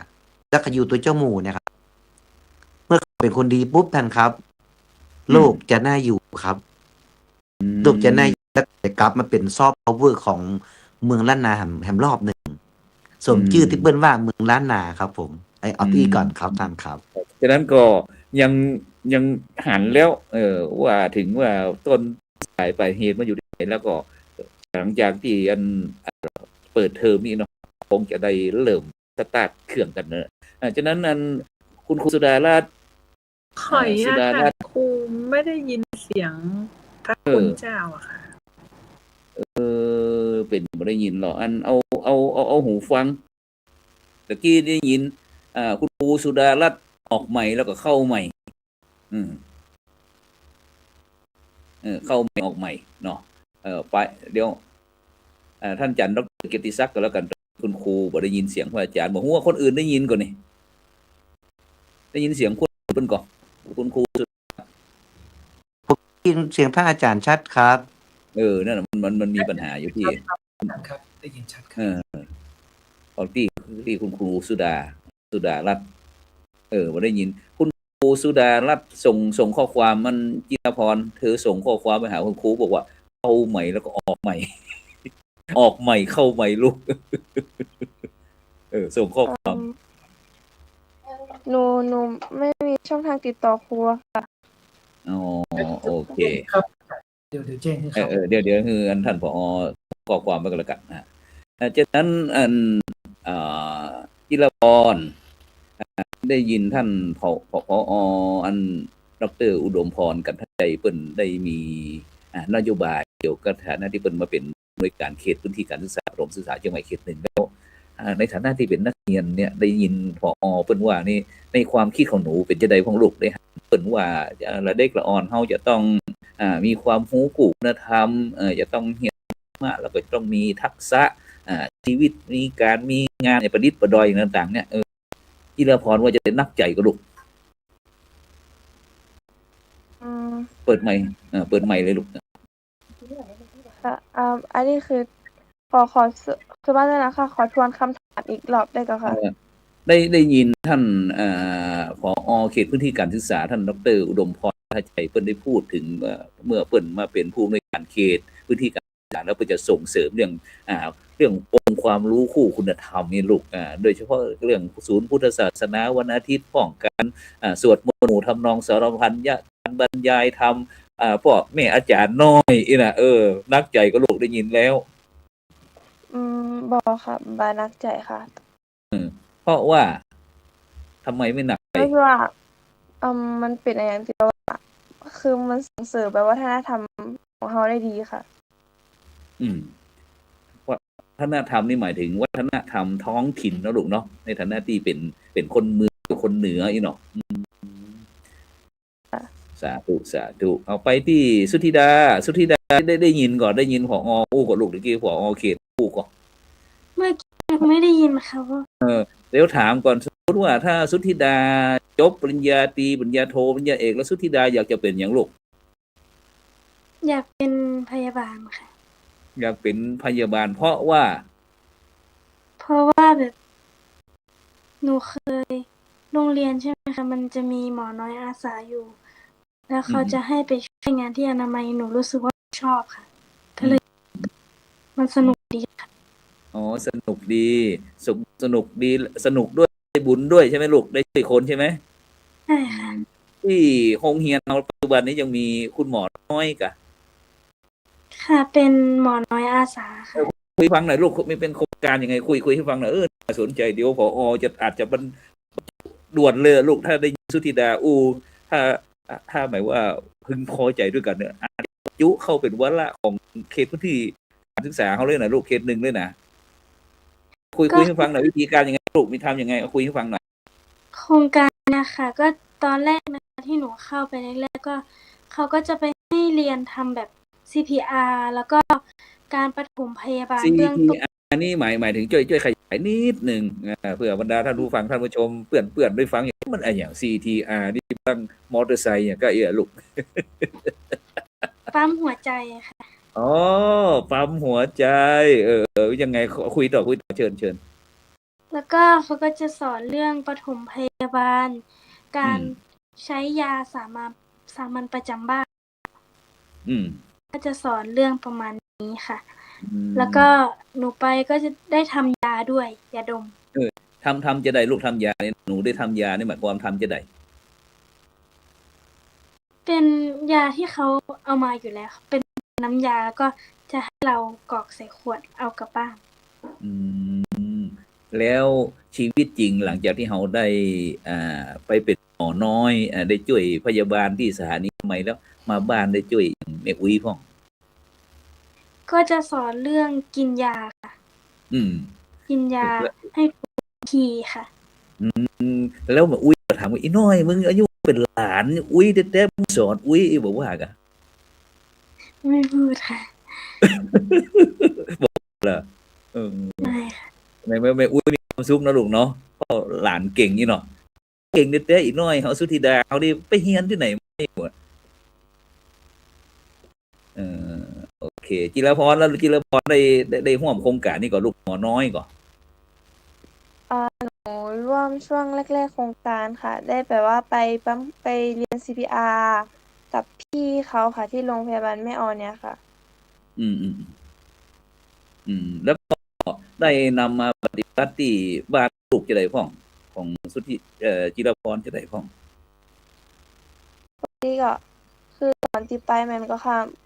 มีการสอนแบบใช้เครื่องวัดความดันนี้ตัวแล้วที่บ้านหนูแม่หนูเป็นอาสาสมัครประจำบ้านเนี่ยค่ะ เป็นอสม อ๋อเป็นม แล้วก็ สมค่ะ แล้วก็แบบว่าเหมือน เวลาแบบว่ามีเรื่องอะไรให้ช่วยเนี่ยหนูว่ามีหรือว่าหนูคือหนูว่าหนูได้ช่วยได้ค่ะ โอ้เป็นคนที่มีความรู้ความสามารถเนี่ยโรงเรียนแบบที่ครั้งหนึ่งอาจารย์เคยปั้นอันครูพิธีกรครูโคศกอยู่ที่โรงเรียนวัฒโนไทยพายัพนะซึ่งก็จะเป็นพิธีกรกู้ข้าพเจ้าหนึ่งพระอาจารย์ก็จะเป็นประธานสนามสอบแล้วก็คือดร.กิติศักดิ์ชัยนะเนี่ยแล้วก็พระอาจารย์ก็เคยขอคุณครูดร.กิติศักดิ์เนี่ยบอกว่าไปช่วยสอนภาษาอังกฤษที่ศูนย์พุทธศาสนาวันอาทิตย์วัดพระสิงห์นะคุณครูก็ช่วยหลายปีนะสอบไปวันไหนก็ถึงบอกโป้นพระอาจารย์ครับผมจะไปที่เมืองแปร่จะไปโรงเรียนดีนะท่านผอ.ถามผมนะโอ้ชีวิตนี้ยังมาคุกคีกันจะได้หมุนหวานกันอยู่เนี่ยนะฉะนั้นท่านผอ.ดร.อุดมพรกันท่าใจเขาได้เรื่องคุณครูเรื่องนักเรียนได้อู้ใหญ่อีแล้วอันเขตพื้นที่การศึกษาได้ยินยัง ได้ยินแล้วค่ะ ได้ยินแล้วค่ะ เธอจะไปกดปุ่มไหลจะไปกดปุ่มไหลเดี๋ยวมันยุดไปคุยน้อยเดี๋ยวกี้เฮาได้อู้ถึงเรื่องไอ้หมอน้อยหมอน้อยสุดารัตน์เป็นนั้นหัวหน้าทีมงานและเด็กนอนก็เป็นโครงการก็บ่ได้เป็นเขาร่วมโครงการนี้ค่ะ แต่ก็พอรู้เพราะว่าทางเจ้าของโครงการเนี่ยเปิ้นก็จะส่งเรื่องมาว่าหมอน้อยอาสาเนี่ยก็จะเอานักเรียนไปเป็นหมอน้อยอาสาที่อนามัยทุกพุธใช่ไหมอิงหรือทุกอะไรนะ2 ครั้งในแต่ละเดือนใช่ไหมอิงใช่ป่ะนะคะคือว่าก็จะขอเวลาขอเสริมคุณครูได้เลยลูกเสริมคุณครูขอเวลาขอความอนุเคราะห์เวลาว่านักเรียน พอดีว่าหนูไม่ได้ยินเสียงคุณครูอะค่ะ ไม่ได้ยินเสียงครูเหรอคะ ของหนูไม่ได้ยิน คนอื่นไม่ได้ยินนะลูก ได้ยินนะครับ ได้ยินครับ ค่ะนั่นแหละก็คือจะขอความอนุเคราะห์เวลาก็คือครูที่โรงเรียนครูที่รับผิดชอบโครงการก็จะพานักเรียนไปส่งที่อนามัยค่ะ ก็จะช่วยอนามัยวัดความดันช่วยอะไรต่างๆนะคือทั้งวันทั้งค่ะครึ่งเช้าเป็น2นักเรียน2คนนี้อีกครึ่งบ่ายก็เป็น2คนนี้ค่ะก็สลับกันไปค่ะครับเปลี่ยนเวรกันไปถามคุณครูสุดารัตน์น้อยหนึ่ง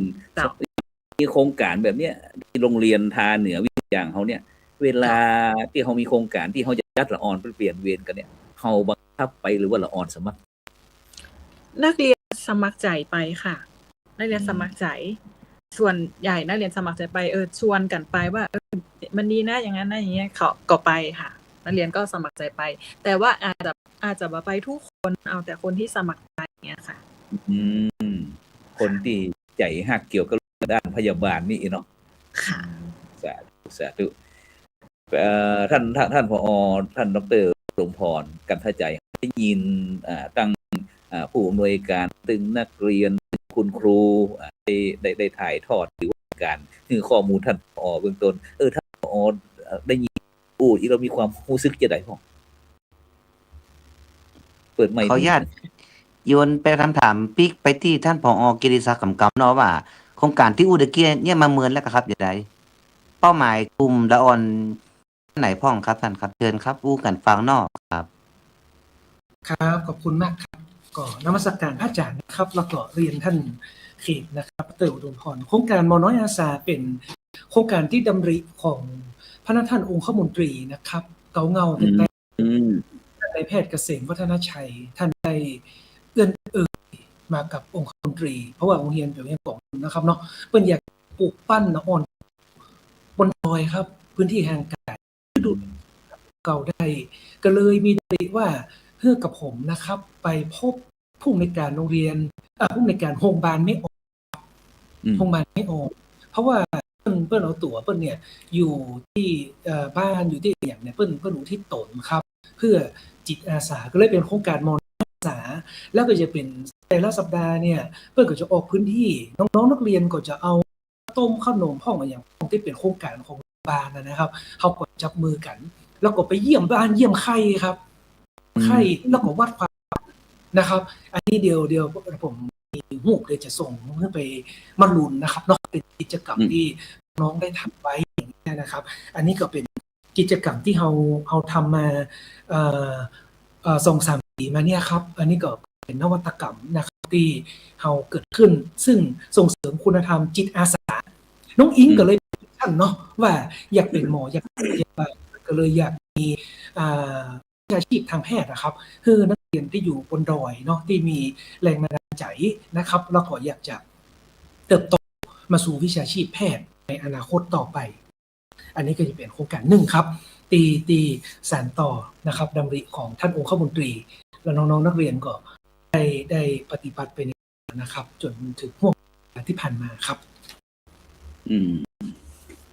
เจอท่านผอเขตพื้นที่การศึกษาได้ฟัง เป็นข้อมูล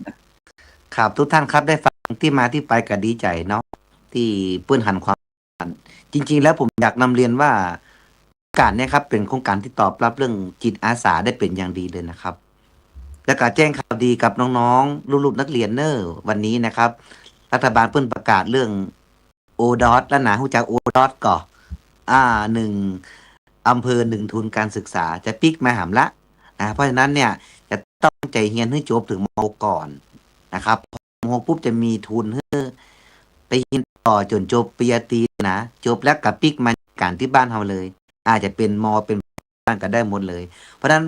รู้สึกดีใจกับป้าครับทุกท่านที่ออกรายการครับว่าการทำงานเนาะเราก็จะหันผลว่าวันนี้คุณงามความดีที่เราทำเนี่ยมันเกิดประโยชน์ส่วนรวมนะครับและก็ส่งผลต่อเพื่อมนุษย์ของตัวนะครับประกอบกับเรื่องของตัวนี้ครับเรื่องของทุนนะครับน้องๆเด็กมีทุนของมทส.เห็นนะครับเป็นทุนคนในหลวงเขารัชกาลที่10นี่ละเพราะฉะนั้นช่องทางที่เราจะเติบโตต่อไปเนี่ยนะครับก็ขออนุโมทนาตัวนะครับท่านผอ.ที่เปิดโครงการดีๆให้เราอ่อนนักเรียนนะครับคุณครูสุดาเลยนะครับแล้วก็ทางพระอาจารย์ได้เป็นสื่อเนาะช่องทางประชาสัมพันธ์ต่อว่าทุนนี้บัจจิมีตะเจียงใหม่ที่เดียวนะครับมีกู้จังหวัดเลยครับเรื่องทุน1อำเภอ1ทุนนะครับนะก็ฝากไว้ครับขอบพระคุณครับอาร์ตี้กันครับผมสาธุทีนี้สุธิดาได้ยินท่านผอ.เขตพื้นที่การศึกษาวันนี้ถือว่าเป็นแขก VIP ของตุลุงได้ยินท่านผอ.คือคำมั่นสัญญาแล้วลูกคิดใดอันหลังจากนี้ปีนี้จะขึ้นม.2 หรือม.3ปีนี้จะขึ้นม.3 ค่ะม.3แล้วตอนนี้ลูกมีเกี่ยวกับทักษะที่โรงเรียนได้สอนเกี่ยวกับทักษะชีวิตก็ลูกได้อู้ให้ฟังว่า เฮาอยู่ในขณะมสองเขาจะขึ้นมสามเนี่ยเฮาที่โรงเรียนเฮาเนี่ยได้มีกลุ่มกิจกรรมอย่างพ้องที่น่าสนใจของโรงเรียนท่าเหนือเฮาลูก จะเป็นการทักษะอาชีพนะคะ จะเป็นการขายน้ำตอนเที่ยงค่ะ ขายจะได้ ขายชาเขียวชาเย็นน้ำผลไม้อะไรประมาณเนี้ยค่ะ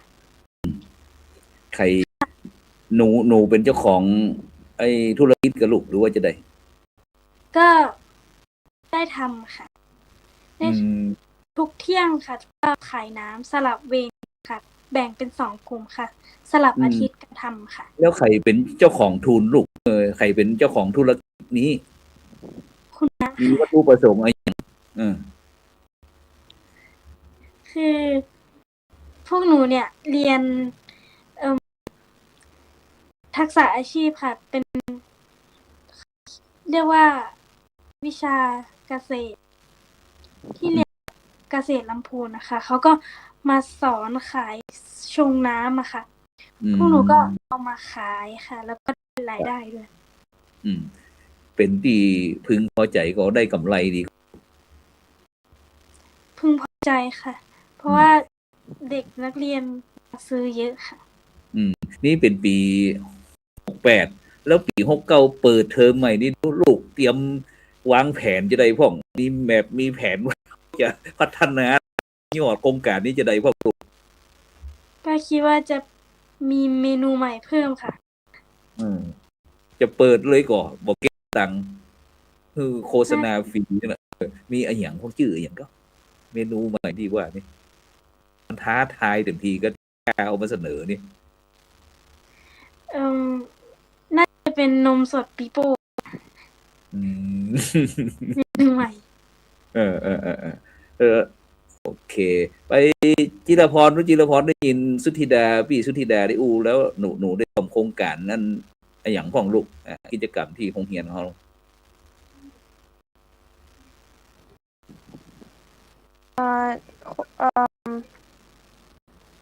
ร่วมค่ะว่าหนูบอกว่าเป็นในกิจกรรมตัวใด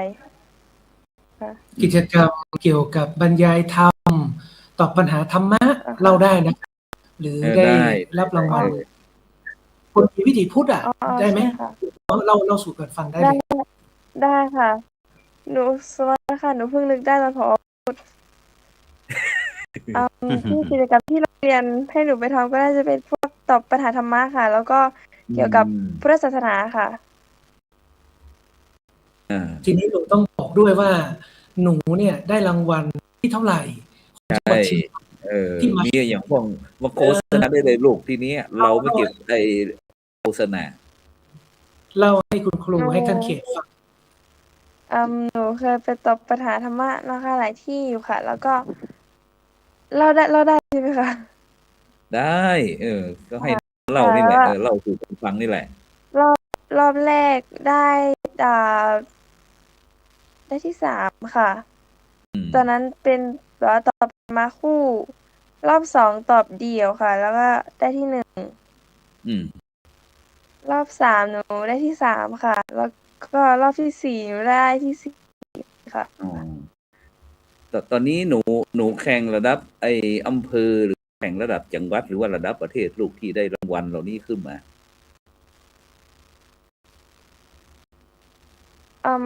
คือมีทั้งระดับจังหวัดแล้วก็ระดับท้องถิ่นนะคะอำเภอแต่ว่าระดับประเทศนี่ยังบ่มีค่ะ มีเตี้ยแล้วอันไอ้อย่างสวดไอ้สารพันยะเนี่ยลูกทำนองสารพันยะนี่ได้สวดก่อน หนูเคยไปช่วยพี่ๆเขาสวดตอนหนูอยู่ป .5 ค่ะ เป็นจะได้พ่อง แต่ว่ามีประถมไม่ได้สวดแล้วค่ะ ธิดา ตอ ได้ น สว ป ดไหม .5 ตอนที่หนูแบบว่าไปสวดใหม่ๆหนูผิดพลาดเยอะมาก สุทธิดาเสริมลูกเป็น2,000ลูก สารพันหนูก็ได้สวดค่ะ สวดเป็นจะพ่องสุธิดา สารพันยานี่สารพันยาเหรอคะหนูเริ่มสวดตั้งแต่ป .5 ค่ะ โอ้ได้กิจกรรมเลยเป็นจะได้พ่องผม ผลส่วนสารพันยะประสบผลสำเร็จก่อสุทธิดา ไม่ประสบความสำเร็จ เพราะท่านอาจารย์ดรผอเพิ่นเป็นมือปั้นลูกปั้นไอ้เรื่องธรรมะศึกษาบรรยายธรรมสวดสารพันยะตอบปัญหาธรรมะ เอางี้ดีกว่าสุทธิดาได้รางวัลบรรยายธรรมอะต้องเล่าตรงนี้เพราะว่าจิรพงศ์เป็นตอบปัญหาธรรมะใช่ไหมลูกสุทธิดาต้องเล่าบรรยายธรรมอันนี้บรรยายธรรมครับพระอาจารย์ครับเชิญ อันนี้หนูเคยบรรยายทำ4 ครั้งค่ะ ครั้งแรกที่หนูเคยบรรยายหนูไปแข่งที่วัดพระสิงห์ค่ะ หนูได้ที่2ค่ะ ได้ที่ แล้วก็ 2วันนั้นหนูบรรยายเรื่องอะไรอย่างลูกวันนั้นที่วัดได้ที่2นี่ มันนานมากแล้วค่ะ ตั้งแต่ ไปก็จนลืมแล้วก็ที่ได้ที่2แล้วได้รางวัลอะไรอย่าง ไม่ได้รางวัลค่ะ เท่าที่หนูจำได้ แล้วก็ไปแข่งต่อค่ะ แข่งต่อ ระดับเขตค่ะ แน่นอนแล้วเนี่ยเข้ามาใกล้ตัวแล้วสุทธิดาเหยพ่อเขตเข้ามาแล้ว แน่นอนหนูได้ยินท่านผอเขตเขาว่าอีแล้วหนูกึดอย่างในใจไว้ยังว่า ปีนี้เอาแน่ แล้วก็ครั้งนี้หนูก็ไม่ได้เหมือนกันค่ะว่าได้ที่เท่าไหร่ ครั้งที่3ก็ไปแข่งที่พุทธสถานค่ะ เป็นบรรยายทำแข่งกันชิงโล่ค่ะ ตอนนั้นหนูได้ที่4มาค่ะ อุตสาห์ทุกเก่ง แล้วก็ครั้งล่าสุดนี้หนูก็ไม่รู้เหมือนกันค่ะ ไม่เขาประกาศแต่ที่1ถึงที่3ค่ะเปิด1 2 3ก็เป็นรางวัลชมเชยเนาะถือว่าเก่งมากๆนะทั้ง2คนเลยอันฉะนั้นแม่ครูสุดารัตน์ได้ยินเด็กอ่อนลูกหลานนักเรียนโรงเรียนเฮามีคิดอย่างอยู่ว่าอันอย่างละเด็กละอ่อนเฮาอย่างนี้เฮาอย่ากี้ได้ยินอันแม่ครูบอกว่ามันจะกระท้อแท้ เรื่องการเป็นครูบางคนก็บอกว่าก่ายนะเพราะได้ยินนักเรียนละอ่อนรุ่นใหม่เพราะว่าในปัจจุบันเนี่ยไผก็ตึงจมละอ่อนมันมีปัญหานักมันเมาโทรศัพท์มือถือเมานั้นเมานั้นบ่ใครตื่นบ่ใครเข้าแม่ครูอันเจอลูกนักกิจกรรมเฮาโรงเรียนทาเหนือเฮาเราเป็นจังแม่ครูเล่าฟังหน่อยนึงค่ะ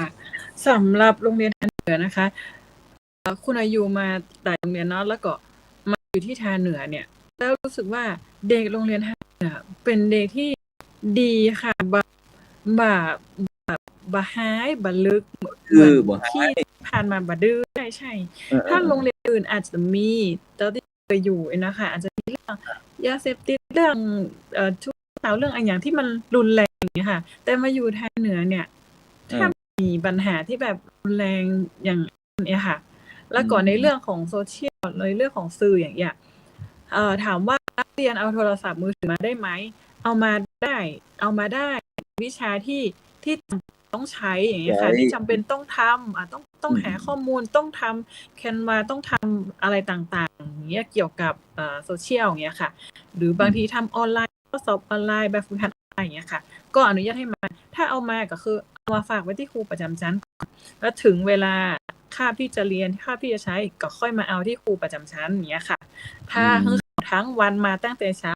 จะเล่นอยู่หั่นวันค่ำเขาจะบัดใจอะค่ะก็เลยว่ามีมาตรการถามว่าเอาโทรศัพท์มาได้ไหมเอามาได้แต่ว่าต้องถามก่อนวิชาครูท่านนั้นให้เอามาจริงๆหรออย่างเงี้ยค่ะก็บ่ได้เป็นปัญหาอย่างรุนแรงมากมายเท่าใดค่ะแต่ชื่นชมเด็กที่แบบมารยาทดีน่ารักค่ะเดี๋ยวท่านผอ.เขตต้องสัมภาษณ์สักวันค่ะ เจิญคุณครูเจิญผอ.เขตผ่านออนไลน์นะฉะนั้นเฮาไปที่ท่านผอ.กิติศักดิ์ก็แล้วกันว่าหลังจากที่วันนั้นเฮาจากเมืองแพร่มาที่เชียงใหม่ ในปัจจุบันในสิเฮาทำมากี่ปีแล้วก็ท่านผอ.ดร.กิติศักดิ์กี่ปีแล้วที่มา 3-4 ปีแล้วกันครับปีนี้ก็ถือว่าก้าวสู่ปีที่4นะครับที่4เป็นยังไงพวกเฮาจะเสริมเติมต่อยอดจะได้จากวันนั้นถึงวันนี้ ครับ ท่าน ก็ ยังไม่ทานเหนือสมัยก่อนนี่ก็จะมีเรื่องผ้าทอนะครับเนาะเรื่องผ้าทอกระเหรี่ยงนะครับ ซึ่งน้องๆนักเรียนเนี่ยก็เป็นที่สืบสานนะครับสืบสานเพราะฉะนั้นนโยบายในเรื่องของ1โรงเรียนอาชีพครับท่านเขตครับเป็นอาชีพที่สามารถต่อยอดได้ทั้งอาชีพดั้งเดิมครับดั้งเดิมก็คือเรื่องผ้าอันนี้ก็สืบทอดมาตั้งแต่สมัยท่านดร.นุกูลครับท่านเขตท่านเดิมเนาะเปิ้ลก็ได้มาร่วมกับท่านองคมนตรีประมาณ 2-3 ครั้งด้วยกันนะครับอันนี้ก็มีโอกาสอุดมพรก็จะได้มีโอกาสนะครับต้อนรับองคมนตรีตัวเองเพื่อจะมาติดตามเรื่องทักษะเกี่ยวกับการทอผ้าละอ่อนอย่างนี้ครับและอาชีพใหม่ที่เกิดขึ้นเนี่ยผมพยายามให้น้องๆนักเรียนม.2 นะครับได้เรียนเกี่ยวกับเกษตรวิถีใหม่มันมีหน่วยนึงครับที่เกี่ยวข้องกับการแปรรูปอย่างเช่นเอากาแฟจากโครงการหลวงเนาะมาแปรรูปโดยการเรียนกับเกษตรปูนละอ่อนจะมีการปัญหาว่าสะสมชั่วโมงเรียนนะครับเมื่อเรียนเสร็จเนี่ยเก็บเกียรติบัตรนี้ไว้และต่อเกษตรละปูนได้เพราะว่าพื้นที่เป็นใกล้กันครับท่านอุดมพรครับน้องๆกับเกียรติบัตรเนี่ยไปต่อเลยในชั้น 4-5-6 เทียบเท่านะครับก็คือวิชาชีพนะครับเนาะปวชปวสอย่างนี้ครับอันนี้ก็เป็นสะสมชั่วโมงนะครับจบวิชานี้เปิ้ลก็ชื่อเกียรติบัตรเลยเพราะนั้นอย่างที่น้องสุธิดาเล่าเนี่ยที่เปิ้ลพูดถึงคุณนะเนี่ยคุณผู้สอนนะครับผู้สอนก็จะมีการลงทุนจากบริษัทสร้างการดีนะครับลงทุนเพื่อมาซื้อวัตถุดิบน้องๆก็มาช่วยขายแล้วก็เอารายได้ให้น้องๆตัวนะครับแล้วก็มีแพลตฟอร์มจริงๆนะครับก็จะมีแพลตฟอร์มที่เขาเคยทำมาเนาะที่เป็น Learn to Earn นะคุณหน่อยนะครับที่น้องๆได้ขายออนไลน์อะไรอย่างอันนี้ก็เป็นส่วนหนึ่งที่เขาได้เคลื่อนกันมานะครับเพราะฉะนั้นก็ถือว่าเป็นการดำเนินการตามบริบทพื้นที่นะครับตึงวิถีแบบดั้งเดิมก็มีการสืบสานต่อแล้วก็สำคัญที่สุดเดี๋ยวนี้ที่เรามีเป็นจุดเด่นก็คือพิพิธภัณฑ์ท้องถิ่นเฮือนปากกยอเนาะอันนี้เดี๋ยวผมให้คุณหน่อยได้ช่วยเสริมนะครับเล่าให้กับท่านดร.อุดมพรฟังตัวแต่ที่คุณหน่อยเจิญเพิ่นไปแอวเนี่ยละนะครับเนาะได้โอกาสนะได้ต้อนรับเขตที่โรงเรียนเนอร์ให้คุณหน่อยเล่าครับพิพิธภัณฑ์ท้องถิ่นเนาะได้พ่อเชิญคุณหน่อยค่ะสำหรับพิพิธภัณฑ์ท้องถิ่นของโรงเรียนเรานะคะซึ่งก็ได้เปิดป้ายเปิดอย่างเรียบร้อยแล้วโดยท่านองคมนตรีรักมาปานีนะคะก็ในที่ท่านนะคะจะมีศิลปวัฒนธรรมของท้องถิ่นค่ะเช่นการตั้งเตาไฟอย่างบนบ้านมันจะมีประเพณีอย่างต่างๆวิถีชีวิตอุปกรณ์นั้นอุปกรณ์นี้ในการทอผ้าในการนัดเปิ้นท้องอย่างเงี้ยค่ะมันก็จะมี QR code สำหรับผู้ไปเยี่ยมชมไปแอวไปอย่างนี้ค่ะก็เอาสแกน QR code แล้วก็จะมีสื่อเป็นสื่อแหล่งเรียนรู้อย่างเงี้ยค่ะจะรู้จักว่าสิ่งนี้เรียกว่าอันนี้นะค่ะนักเรียนกับใครที่ไปเยี่ยมชมก็สามารถศึกษาหาความรู้ตรงนี้ได้ในส่วนชั้นล่างก็จะเป็นร้านกาแฟเป็นคาเฟ่เล็กๆก็จะมีสินค้าของเราอะค่ะก็จะมีเสื้อผ้าเชโรงเรียนเราก็จะมีผ้าทอค่ะผ้าทอเกลียงซึ่งเอามาแปรรูปเอามาทำเป็นชุดเชเสื้อกะเหรี่ยงค่ะแล้วก็มาทำกระเป๋าเอามาทำที่หุ้มพวงกุญแจเนี่ยค่ะก็ทำโดยนักเรียนก็ทำโดยนะคะมันเป็นแฮนด์เมดเองนะคะแต่ว่าถ้าทำเยอะๆมีคนสั่งเยอะๆก็จะไปอาศัยชุมชนช่วยลงพื้นที่ชุมชนช่วยต่อยอดตรงนี้หน่อยอย่างเงี้ยค่ะถ้านักเรียนจะทำทั้งหมดก็บ่ได้ค่ะก็ทำอยู่นักเรียนก็ทำอยู่ส่วนหนึ่งอย่างเงี้ยค่ะก็จะต้องอาศัยชุมชนช่วยด้วยอย่างเงี้ยค่ะก็จะประมาณนี้ในส่วนแหล่งเรียนรู้เขาก็สามารถเรียนรู้ได้เลยซึ่งชุมชนสามารถใช้แหล่งเรียนรู้ที่นี้ได้แล้วที่ผ่านมาก็จะมีชุมชนนะคะมาใช้เป็นที่เดือนย้อนใช้มาเป็นที่ประชุมค่ะประชุมกลุ่มย่อยของหมู่บ้านเนี่ยค่ะเพื่อก็สามารถใช้สถานีได้ค่ะประมาณนี้เจ้าก็กลุ่มแม่บ้านของกลุ่มอสมของอย่างต่างก็มาใช้ที่เรียนเฮาด้วยเนาะฉะนั้นเรื่องจากที่ตะกี้ได้อู้ถึงเรื่องจากฮีตประเพณีของพี่น้องของพี่น้องกลุ่มชาติพันธุ์ต่างๆเนี่ย ก็อยากจะให้อันละอ่อนคนใหม่เนี่ยอันที่ได้มีว่าอยากจะถามตั้งอันสุธิดาก็แล้วกันเนาะสุธิดาพรน้องจิรพรโดยว่าเฮาในฐานะที่เขาเป็นลูกหลานของพี่น้องกลุ่มชาติพันธุ์ต่างๆเนี่ยเฮาจะมีส่วนร่วมจะใด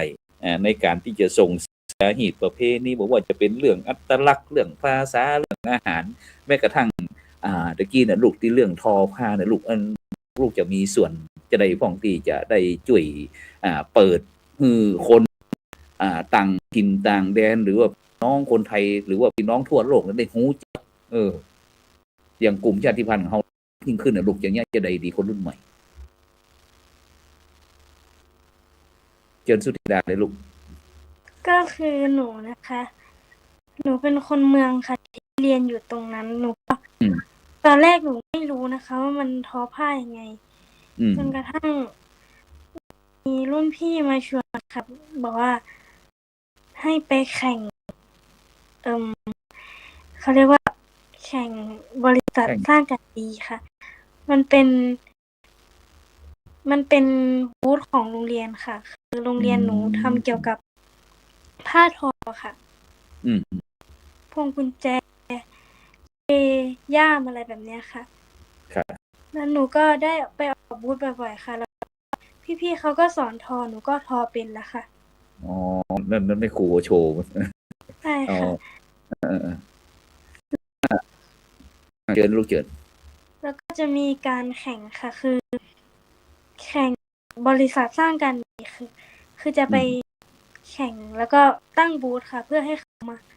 ซื้อค่ะแข่งนี่หมายถึงนี่มีการออกงานที่โรงเรียนหรือว่างานทั้งอำเภอหรือว่าจังหวัดกับลูกว่าจะได้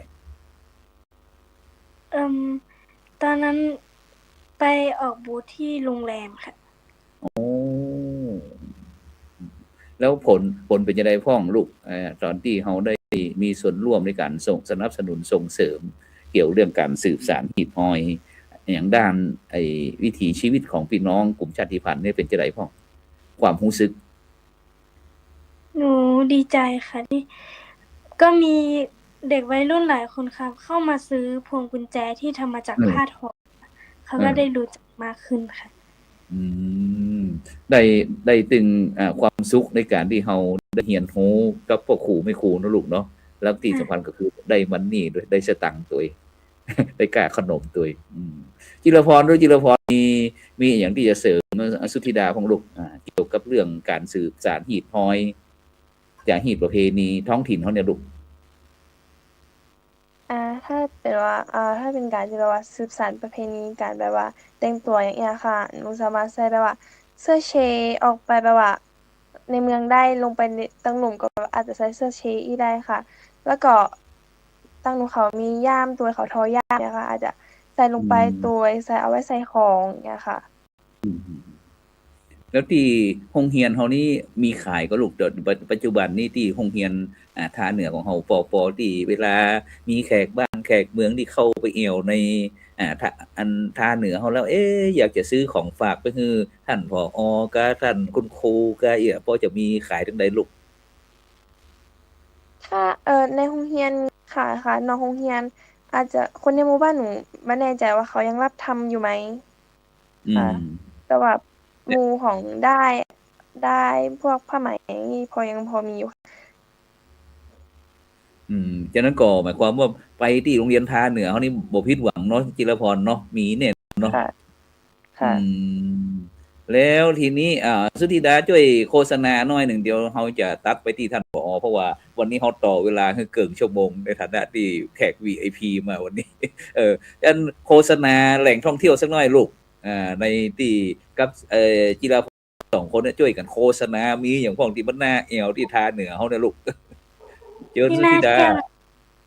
ที่น่าเที่ยวนะคะ ก็มีพิพิธภัณฑ์ค่ะถ้าอยากมาดูถ้าอยากมาซื้อค่ะมีที่พิพิธภัณฑ์ค่ะมีมีเสื้อมีกระเป๋ามีพวงกุญแจค่ะมีเยอะเลยค่ะก็มาซื้อกันได้ค่ะสาธุเอาจิรพรเจิญลูกเจิญจวนเลยก็ถ้าสมมติว่ามาแอลท่าเหนือนะคะก็ แวะชมแบบว่าตรงตั้งลุ่มนะคะ ตรงที่เป็นคาเฟ่มันก็จะมีจัดแบบว่าเป็นซุ้มแบบว่าการขายแบบผ้าทออะไรนะคะลองเข้าไปดูกันได้ค่ะ แล้วก็ลองไป อืม เลือกชมเลือกซื้อกันได้ค่ะ อืมช่วยเป็นกำลังใจให้น้องๆจากโรงเรียนทานเหนือตัวน้องไม่ครูเอาไม่ครูเจิญสุดารัตน์ ค่ะอย่างตามที่เด็กๆมาเลยค่ะ คือว่าโรงเรียนเราก็มีสินค้ามีผลิตภัณฑ์จากโรงเรียนของเรานะคะ อย่างที่ครูยกให้ดูแต่กี้ค่ะ อันนี้ก็จะเป็นย่ามนะคะย่ามที่ทอมือทอจากกีเอวอะค่ะ ก็จะเป็น ของ อันนี้จะใช้สีย้อมจากธรรมชาติค่ะ อันนี้จะเป็นมันก็จะเป็นสีประมาณนี้ แต่ว่าถ้าเป็นสีโซสโตสก็คือจะเป็นสีจากได้ายสังเคราะห์อย่างเงี้ยค่ะ ก็แล้วแต่คนจะชอบว่าจะชอบสีโทนแบบโทนย้อมธรรมชาติ หรือว่าสีสังเคราะห์อย่างเงี้ยค่ะ แล้วก็เอาไปทอต้องเอาไปทออีกทอเสร็จก็เอามาประกอบเป็นกระเป๋าเป็นย่ามเป็นเสื้อเชิ้ตอย่างเงี้ยค่ะ ก็สามารถมาเยี่ยมชมได้ที่โรงเรียนของเราค่ะ สาธุเหลือเวลา5 นาทีแบ่งให้ท่านผอ.เกียรติศักดิ์สัก2 นาทีหนึ่งได้ช่วยประชาสัมพันธ์เชิญชวนผู้ปกครองนักเรียนได้มาเรียนที่โรงเรียนบรรทาเหนือเขานักปีนี้นะเชิญชวนได้เลยเฮามีการเปิดรับสมัครจะได้พ้องที่จะต้องมีขอบเขตระเบียบจะได้พ้องในปี69ที่จะถึงนี้เชิญ ครับโรงเรียนก็เป็นโรงเรียนในพื้นที่นะครับเนาะเพราะฉะนั้นก็เฮามีสินค้าที่เป็นอัตลักษณ์เนี่ยเขาออกเมียก่อนเนี่ยเนาะคุณหน่อย นี่คือแม่ทาคีครับแม่ทาคีเห็นไหมสุทธิดาเห็นไหมนี่คือแม่ทาคีก็คือแบบนะครับที่เป็นของทางเหนือของเรานะครับซึ่งเป็นลายที่เป็นธรรมชาติเป็นเอกลักษณ์ที่โดดเด่นนะครับ วันนี้ก็ดีใจนะครับที่เอา โชว์ผมครับโชว์ผมครับคุณกรรมนะครับเนาะเนี่ยครับสินค้าที่ โชว์ เอาสา นี่เป็นย่ามเป็นหงเปิร์เนาะแกนหนึ่งของพี่น้องนี้ท่านอาจารย์ดร.เกียรติศักดิ์ประมาณสักราคากาสินสักประมาณแต่ฮือจ้า ประมาณตั้งใดครับน้องสุทธิดาคุณหน่อยลองบอกราคาเนาะเนี่ยสักตั้งใดหาเก่นแย่มเนี่ยคุณแน่ก็ไปอยู่นะคุณแน่แจ้งรา บอก คา แปลงนี่เนาะบอกแปลงสามารถที่ว่าไป ได้ครับ อู้ไปจ่าได้เนาะแจ้งราคา ที่หนูเคยขายนะครับ ย่ามก็ประมาณ390ค่ะ 390มันเป็นแฮนด์เมดนะคะ มันเป็นการทอมืออย่างเงี้ยค่ะ มันก็เลยราคา เป็นผลิตภัณฑ์แฮนด์เมดนะครับ เอาโชว์กับสุดารัตน์โชว์กับหนึ่งนี่ค่ะ เป็นย่าม ดอก โอ้งาม ครับ เชิญท่านผอ.เกียรติศักดิ์ต่อเลยวันนี้ก็ดีใจนะครับที่ได้มาบอกเล่านะครับเนาะเล่าตั้งแต่ประเพณีปีใหม่เมืองบ้านเฮานะครับพูดถึงเรื่องของการศึกษาพูดถึงเรื่องของการจัดการศึกษาเชิงพื้นที่นะครับวันนี้ก็ได้รับเกียรติจากท่านเขตตัวนะครับที่ได้มาร่วมนะครับแลกเปลี่ยนแนวคิดเสวนาด้วยกันมีโอกาสก็นมัสการนะครับนิมนต์พระครูโสพลปริยัติด็อกเตอร์นะครับไปเยือนแอวโรงเรียนทางเหนือวิทยาแล้วก็ขอเรียนเชิญท่านดร.อุดมพรกันทัใจ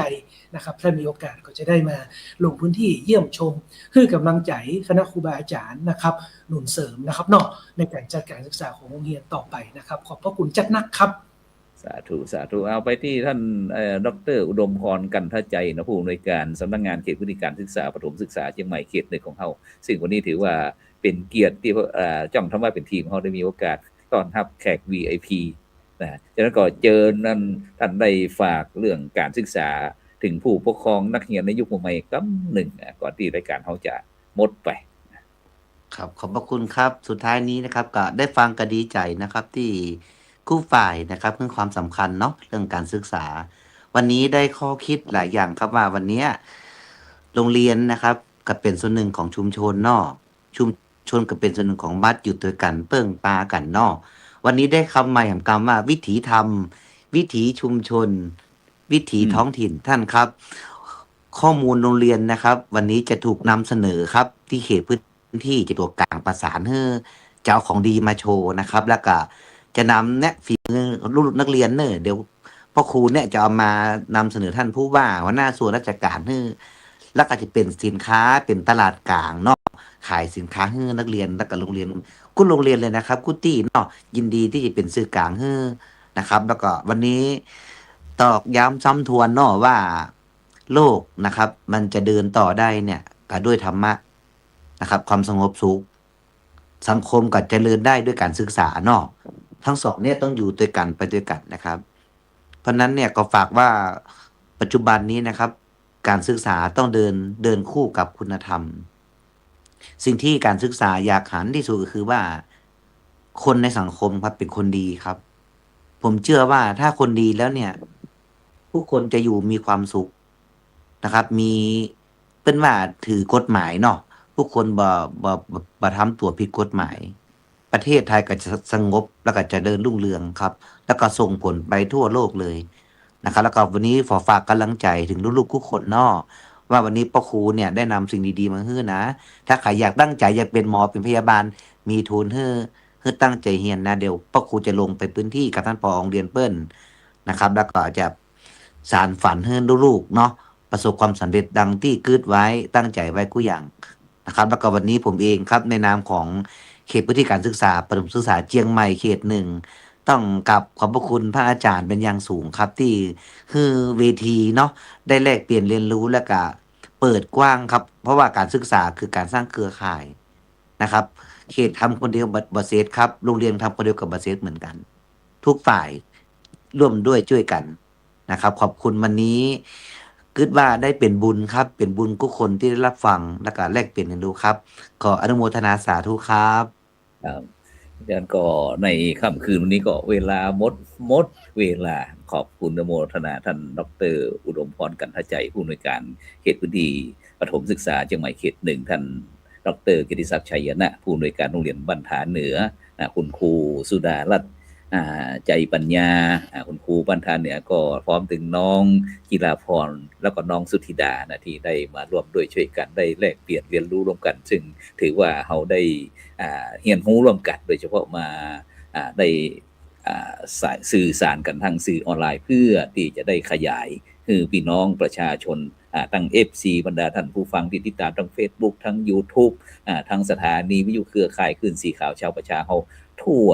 ประเทศทั่วโลกนะได้รับฟังกันเพื่อที่เขาจะได้สร้างความสุขแบบชาวโลกแบบยั่งยืนนั่นเองฉะนั้นก่อนในค่ำคืนนี้เวลาหมดเวลารับฝันดีมีเงินใจไร้โลคาไม่พยาธิบ่เจ็บบ่จนร่ำรวยทุกผู้คนสำหรับในค่ำคืนนี้เขากล่าวคำว่าสาธุ